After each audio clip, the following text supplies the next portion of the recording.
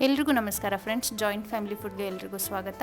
ಇವತ್ತು ನಾವು ಉತ್ತರ ಕರ್ನಾಟಕದ ಸ್ಪೆಷಲ್ ಪುಟಾಣಿ ಮತ್ತು ಒಣ ಕೊಬ್ಬರಿಯ ಚಟ್ನಿನ ಮಾಡ್ತಾಯಿದ್ದೀವಿ. ಇದಕ್ಕೋಸ್ಕರ 2 ಬೌಲಲ್ಲಿ ನಾನು ಪುಟಾಣಿನ ತೊಗೊಂಡಿದ್ದೀನಿ ಮಿಕ್ಸರ್ ಜಾರ್ನಲ್ಲಿ.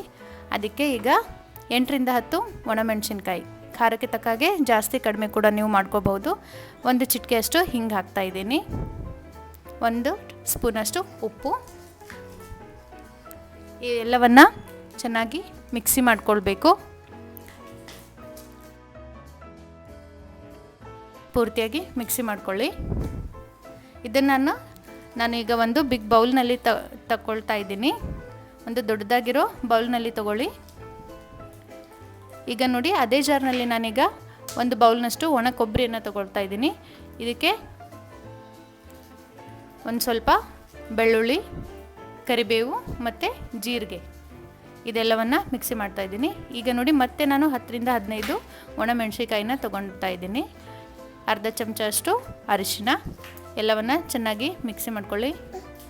ಈಗ ಇದು ಕೊಬ್ಬರಿಯ ಪುಡಿ ರೆಡಿಯಾಗಿದೆ. ಈಗ ಮುಂಚೆ ಮಾಡಿ ಇಟ್ಕೊಂಡಿದ್ವಲ್ವ ಆ ಪುಟಾಣಿ ಮಿಕ್ಸ್ ಮತ್ತು ಈ ಕೊಬ್ಬರಿಯ ಮಿಕ್ಸ ಎರಡನ್ನೂ ನಾನು ಕೂಡಿಸ್ತಾ ಇದ್ದೀನಿ. ಚೆನ್ನಾಗಿ ಎರಡನ್ನು ಮಿಕ್ಸ್ ಮಾಡ್ಕೊಳ್ಳಿ. ಚೆನ್ನಾಗಿ ಮಿಕ್ಸ್ ಮಾಡ್ಕೊಳ್ಳಿ. ಯಾರ್ಯಾರು ನಮ್ಮ ಚಾನಲ್ಗೆ ಹೊಸದಾಗಿದ್ದೀರಾ ಅವರು ಜಾಯಿಂಟ್ ಫ್ಯಾಮಿಲಿ ಫುಡ್ಗೆ ಸಬ್ಸ್ಕ್ರೈಬ್ ಆಗಿ. ಈಗ ಒಂದಿಲ್ಲಿ ಟ್ರಿಕ್ ಇದೆ ನೋಡಿ ಫ್ರೆಂಡ್ಸ್, ಇದಿನ್ನೂ ಕಲರ್ ಅಷ್ಟು ಚೆನ್ನಾಗಿ ಬಂದಿಲ್ಲ.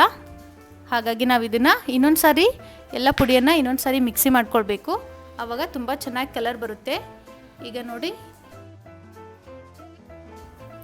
ನೋಡಿ ಫ್ರೆಂಡ್ಸ್, ನಮ್ಮ ಒಣ ಪುಟಾಣಿ ಮತ್ತು ಒಣ ಕೊಬ್ಬರಿಯ ಚಟ್ನಿ ರೆಡಿಯಾಗಿದೆ. ದೋಸೆ, ಬಿಸಿ ಅನ್ನ, ಉಪ್ಪಿಟ್ಟು, ಚಪಾತಿ ಎಲ್ಲರ ಜೊತೆ ತುಂಬ ಚೆನ್ನಾಗಿರುತ್ತೆ.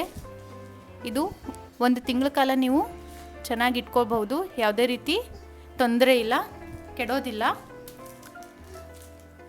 ಉತ್ತಪ್ಪ, ಸೆಟ್ ದೋಸೆ ಅದ್ರ ಜೊತೆ ತುಂಬ ಚೆನ್ನಾಗಿರುತ್ತೆ. ಯಾರ್ಯಾರು ನಮ್ಮ ಚಾನಲ್ಗೆ ಹೊಸದಾಗಿದ್ದೀರಾ ಎಲ್ಲರೂ ಸಬ್ಸ್ಕ್ರೈಬ್ ಮಾಡ್ಕೊಳ್ಳಿ, ಲೈಕ್ ಮಾಡಿ, ಶೇರ್ ಮಾಡಿ. Thank you.